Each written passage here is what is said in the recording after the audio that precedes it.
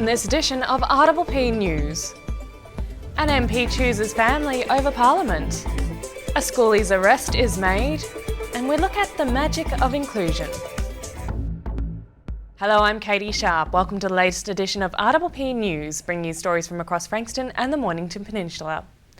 After more than 20 years, the member for Flinders, Greg Hunt, has called time on his political career.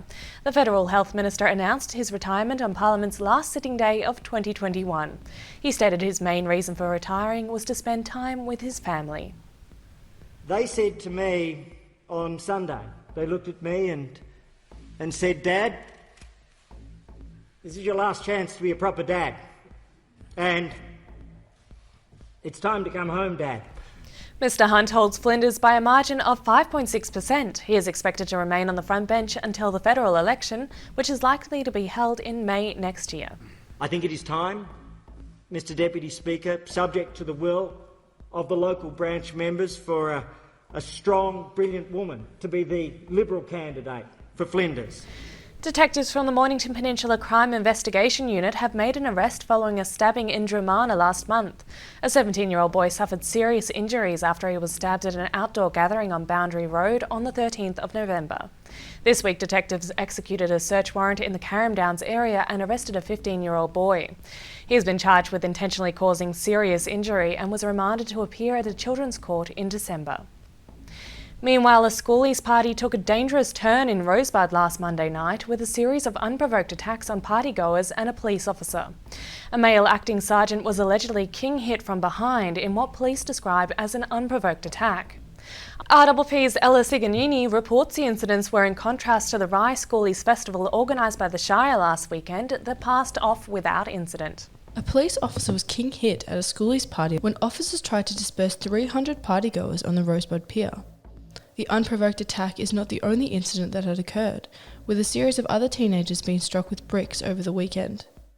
This comes after Councillor Susan Bissinger said that the Rye Foreshore live music event had been a major success, as police and Red Frogs had been monitoring the partying. There was sort of security everywhere, and I think the police were just on standby should they be needed. Just because nobody wants kids to feel like they've got the police looking over their shoulder and all that, and it has to have a certain degree of freedom. So they had the security guards like you'd normally see at any venue.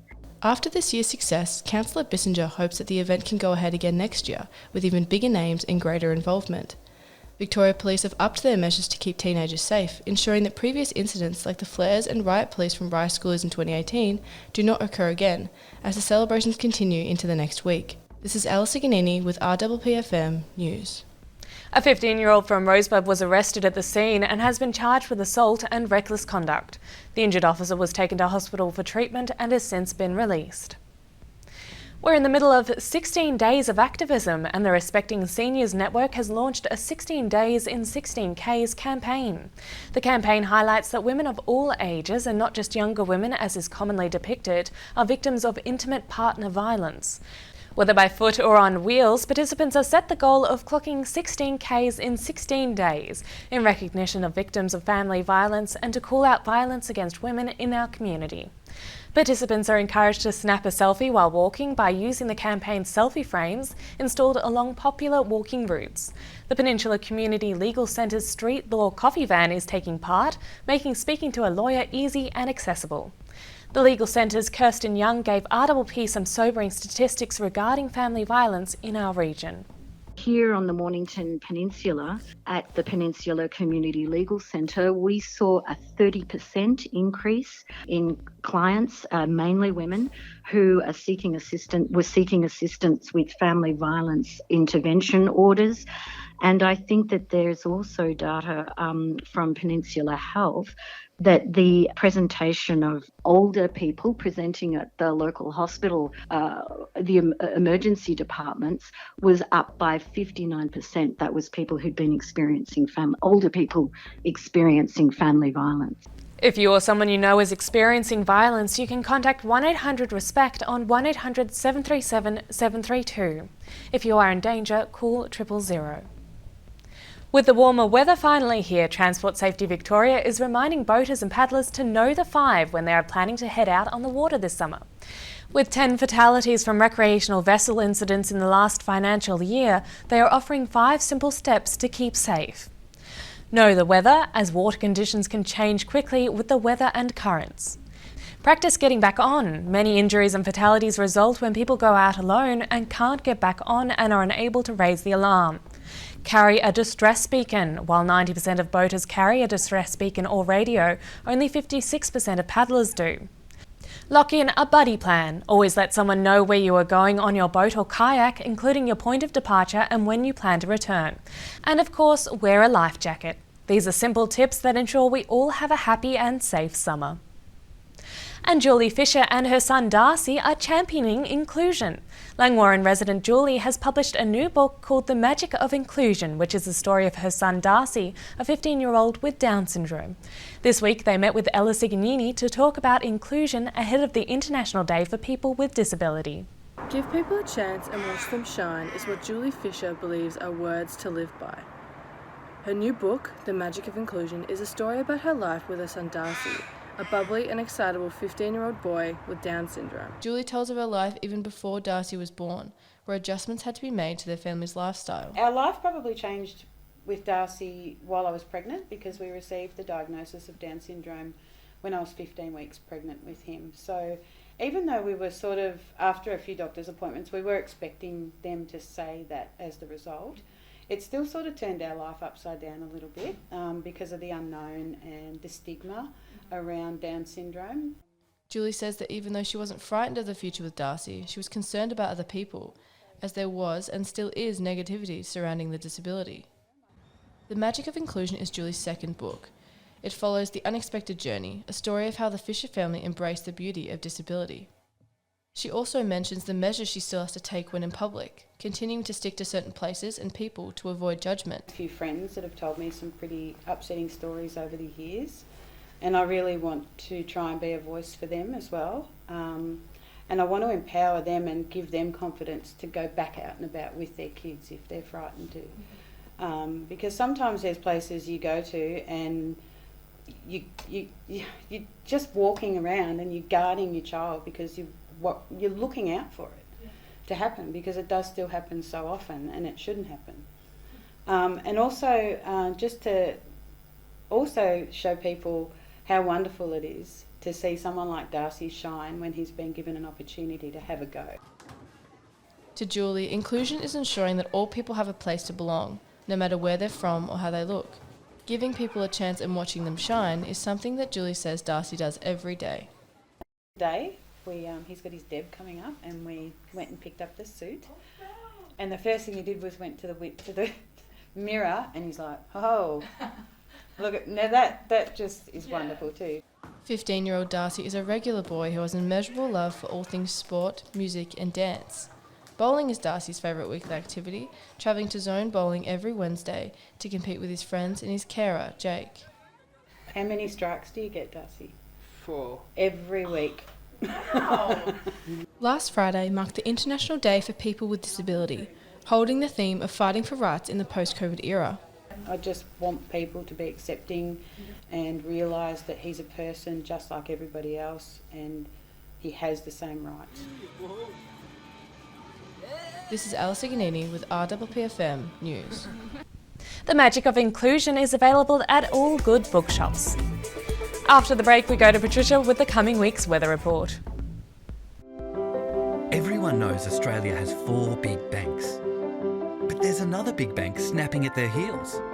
It's been around for over 160 years, has 1.9 million customers nationwide who bank in branch, online or with their mobile app, and is regularly voted one of Australia's most trusted brands. Who is this bank that has everyone's attention? Welcome to Bendigo Bank, the better big bank.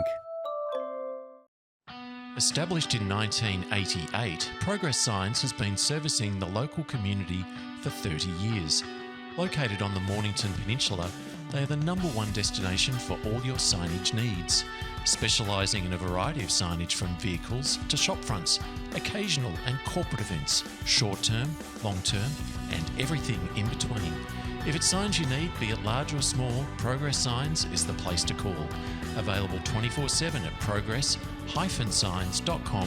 or call the team on 5975 9188. Thinking Signs? Think Progress Signs, a station sponsor.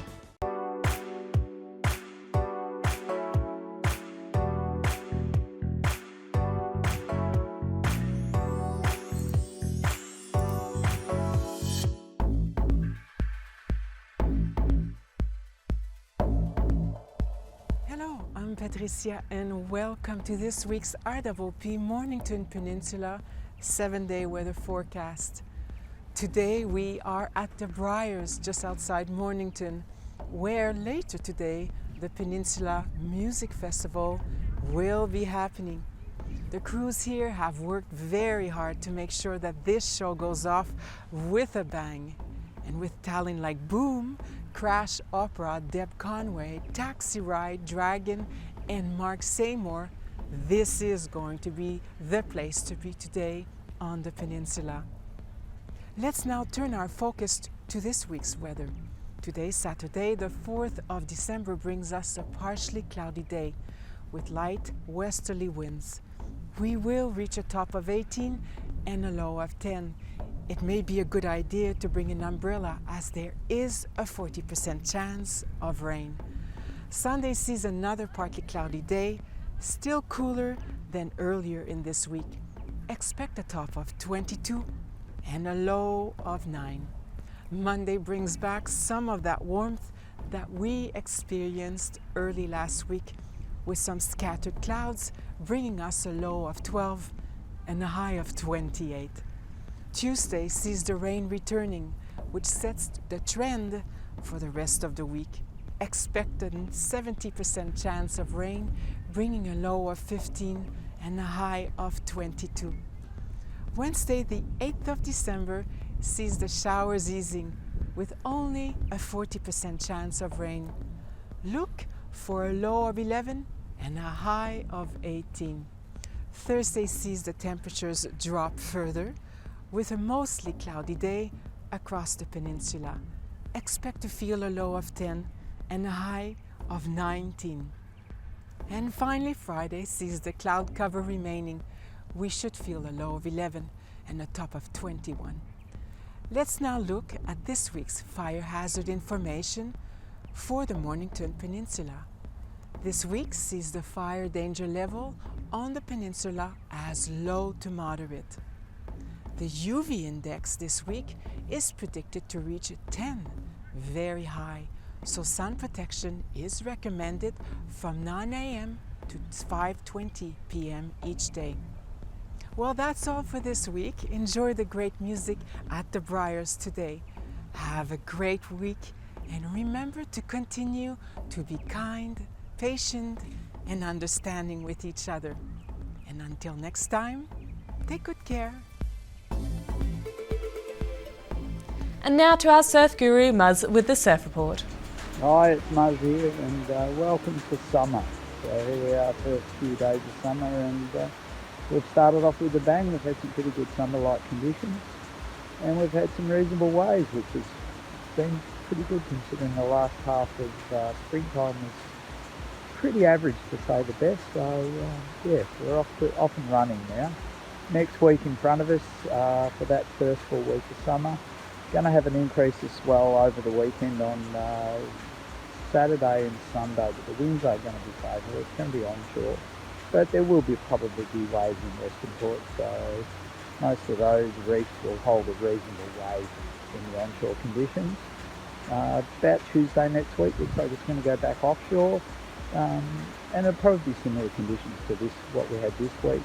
There'll be beaches to be had between Gunnamatta and Portsea, but pretty solid. Probably smallish waves around the Flinders area, maybe even in Western Port.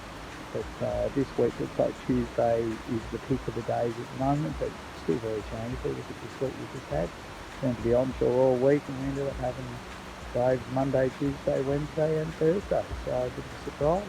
So if we don't get up next week, a bit of a high going to move in after the next front. So that might mean a couple of days of northerlies if we're lucky. It could mean a couple of days of beaches or waves. So enjoy, guys. Weather's great, hot, water's warm. What else would you be doing but going surfing?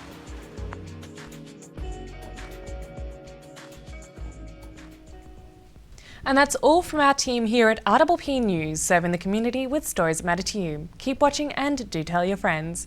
Bring you the news from coast to coast across Frankston and the Mornington Peninsula, I'm Catie Sharp. See you for the next edition.